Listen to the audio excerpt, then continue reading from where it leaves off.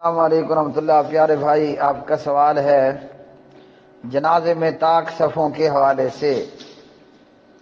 اس سلسلے میں روایت ہے ابو داؤد 3166، اور یہ حدیث سندن ضعیف ہے۔ حضرت زبیر اور حضرت ناصر الدین رحمہم اللہ تعالی فرماتے ہیں کہ روایت ضعیف ہے، اور امام علامہ ناصر الدین البانی رحمہ اللہ فرماتے ہیں کہ یہ روایت موقوفاً حسن ہے، تو نبی علیہ السلام کا قول نہیں ہے۔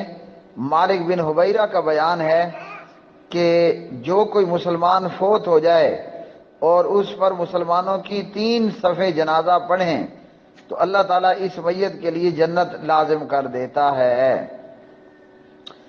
اور یہ کہ حضرت مالک رضی اللہ تعالی عنہ یعنی مالک بن حبیرہ جب کسی جنازے میں لوگوں کی تعداد کم پاتے تو انہیں 3 صفوں میں تقسیم کر دیا کرتے تھے۔